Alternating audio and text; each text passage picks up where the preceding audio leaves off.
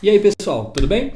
Bom, esse é o primeiro vídeo de uma série que eu quero trazer para o canal explicando sobre estrutura de dados, porque é um assunto extremamente importante, principalmente para quem está começando na programação, e eu vejo poucas pessoas falando sobre isso ou trazendo esse tipo de conteúdo para o YouTube. Então eu resolvi fazer diferente e trazer isso daqui para vocês. Fica até o final do vídeo porque isso aqui é muito importante. E o meu objetivo aqui é te ensinar a estrutura de dados, ou pelo menos o básico delas. No caso, o que são tipos de dados primitivos, o que são tipos de dados compostos e o que é um ponteiro. E aqui eu tenho o desafio de fazer isso em apenas 10 minutos. Então, bora pro vídeo. Bom, nós temos vários tipos de dados, vários tipos de informações, e a gente tem tipos que a gente chama de tipos primitivos, no caso que eles são tipos simples. E nisso a gente tem, por exemplo, números inteiros, no caso o int, a gente tem caracteres, que é o char, e isso a gente pode até pensar que a string é um tipo primitivo de tão básico que ela é, e uma string nada mais é do que uma lista de caracteres. A gente tem o float, que seria, por exemplo, um número quebrado, 1.2, 2.3, a gente tem o booleano, que representa verdadeiro ou falso. Então esses são tipos primitivos. Existem outros tipos primitivos, mas por enquanto isso daqui para a gente pensar tá bom. Então quando a gente cria um tipo primitivo, const age igual a 27, por exemplo, isso daqui é um tipo primitivo. Quando a gente cria const name wolf, a gente pode pensar que a string também é um tipo primitivo. Ou const price 10.4, ele é um tipo primitivo. E o que são tipos compostos? O tipo composto, no caso uma estrutura de dados, ela é montada a partir de vários outros tipos. Então a gente aglomera informações de modo que elas façam sentido junto. Então, se eu tenho uma estrutura de dados, por exemplo, const estrutura de dados. Dentro dessa minha constante, desse meu objeto, eu tenho, por exemplo, name, Murilo. Eu tenho uma idade, 27 anos. Eu tenho, por exemplo, uma data, sei lá, um ano, year, 1996. Essa estrutura de dados ela tem várias informações ali dentro e eu posso até pensar no que essas informações juntas elas estão querendo me dizer. Olha só, eu estou com informações referentes a uma pessoa, a um usuário, a algo salvo no meu banco de dados, dados daquela pessoa, daquele usuário. Então essa estrutura de dados ela faz sentido para mim junto. Eu tenho um aglomerado de informações que quer representar algum tipo de coisa. Então, até por esse exemplo aqui, seria interessante eu chamar essa mistura de dados, por exemplo, de usuário, informação de um usuário ou uma pessoa. E onde que começa a ter problema com isso daqui? Afinal, isso daqui ele é um tipo composto. Ele não é um tipo simples. E para determinados tipos de informações, o nosso sistema, o nosso programa ou código, ele armazena esse tipo de informação em lugares diferentes, em memórias diferentes. Nós temos no computador vários tipos de memória, mas no nosso programa basicamente a gente tem o que a gente chama de stack e a gente tem o que a gente chama de heap. No caso aqui, memória heap. A stack é aquele famoso erro, stack overflow, ela é um pouco limitada. Então, quando a gente lota essa memória, a gente tem aquele erro chamado stack overflow. E o que essa parte da memória, essa parte chamada stack, ela salva? Ela salva informações do meu programa que está em execução. Por exemplo, tipos simples, no caso a idade, o meu nome e assim por diante. Ela salva a ordem que as funções foram chamadas, o escopo das funções. Então, tudo isso está dentro da minha stack, que é uma memória simples. Quando eu preciso de algo que é dinâmico, isso vem para a memória heap. Então, as informações simples, age, name, price, elas ficam salvas aqui dentro da minha stack, como age, name, price. A partir do momento que eu falo que eu tenho um tipo composto, uma estrutura de dados, ele vem na minha memória heap, aloca uma parte ali daquela memória para mim, salva ali dentro, por exemplo, name, age, year, e essa memória aqui ela tem um endereço para eu saber onde ela está salva. E aqui, por exemplo, eu vou dar o nome de um endereço 1234. Então, o que é esse user aqui, essa const user? Ela, na verdade, para mim, ela está salvando um endereço da memória, user. Então, o meu user, na verdade, ele tem o valor 1234 salvo dentro dele. Ele tem esse endereço de memória. para que quando eu tente acessar o user, ele, ao invés de pegar o valor dele, ele vai entender que esse valor é um endereço na minha memória, ele vai lá na minha memória e aí sim ele consegue pegar essas informações aqui.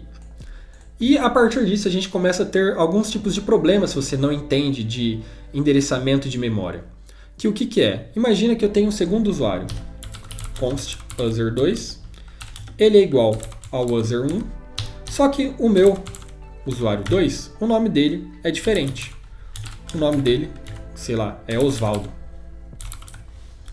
Vou mostrar esse user2 para você. Console.log user2. User1? User1 não existe. Beleza. User2. Olha só. Nome Osvaldo, idade 27, ano 1996.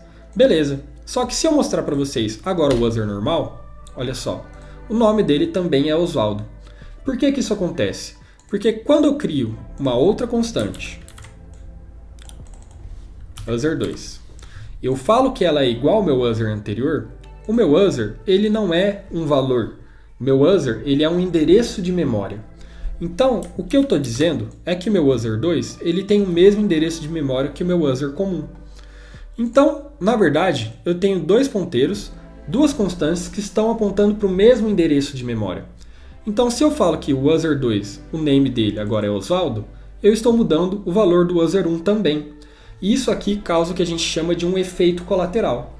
O que quer dizer que os dois estão apontando para o mesmo endereço de memória, os dois têm os mesmos valores. Então, quando eu faço uma constante receber uma outra constante, e elas são do tipo composto, eu não estou criando um outro lugar na minha memória para salvar aquela informação, que eu dupliquei aquela informação. Não, eles estão com o mesmo local. E aí, é por isso até que a gente tem no JavaScript uma coisinha que é, no nosso caso, o spread. No caso, vou criar outro objeto, copiando a informação do meu user. E aí sim, quando eu faço esse tipo de coisa, ele vem aqui, ele cria um outro espaço na minha memória, com um outro endereço aleatório, por exemplo, 666. Ele copia as informações que eu tinha ali, só que agora esse meu user2, ele tem um endereço de memória pronto, um endereço de memória próprio para ele, 666.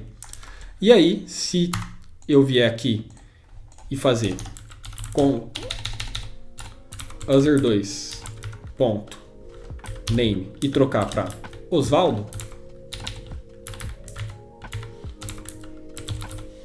se eu mostrar o meu user1,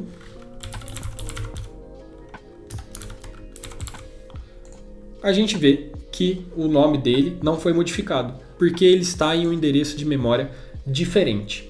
Então, se você não entende como esse endereçamento de memória funciona, provavelmente você vai acabar escrevendo um código que ele tem conflitos, porque você está modificando endereços de memória que você não queria, e aí pode acabar quebrando toda a sua aplicação. Bom, a gente tem 2 minutinhos ali para explicar sobre endereço de memória. E o que acontece quando eu tenho um dado composto, e aí dentro dessa informação eu crio, por exemplo, sei lá, um endereço, que ele também é um objeto composto. No caso ali eu vou ter, por exemplo, city, eu vou ter o CEP. O que ele faz? Ele vem aqui na minha memória heap, ele vem aqui, ele fala que aqui dentro eu tenho agora um address, que ele também é um endereço na memória. Deixa eu expandir aqui minha memória heap. Então ele vai vir aqui, vai criar um outro local na memória para salvar aquele address. Ele vai colocar ali dentro city, ele vai colocar ali dentro o CEP, ele vai dar um endereço para essa memória, no caso 555, e agora o meu address ele tem o endereço de memória daquela informação. Então a gente tem um outro ponteiro para um outro endereço de memória. E aqui a gente começa a pensar em outras estruturas de dados que existem, por exemplo, uma pilha, uma fila e vários tipos de coisas que a gente utiliza no dia a dia e a gente acaba nem sabendo como ele funciona. Tanto é que se a gente mantém o mesmo exemplo, copia o user1 para o user2, o address ele vem também com aquele endereço de memória 555. Então, se eu tentar alterar o endereço de memória do meu user 2, eu vou estar alterando o endereço de memória do meu user 1. Tenho 40 segundos, vamos ver se eu consigo mudar. pp 22. Deixa eu salvar, o que tem de errado aqui? Faltou a vírgula.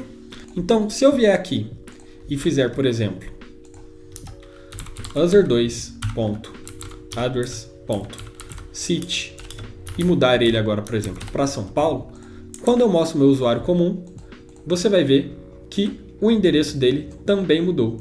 Porque eu copiei todo o valor de user, inclusive o endereço de memória do address. Então, a gente tem que tomar cuidado ao clonar objetos em JavaScript.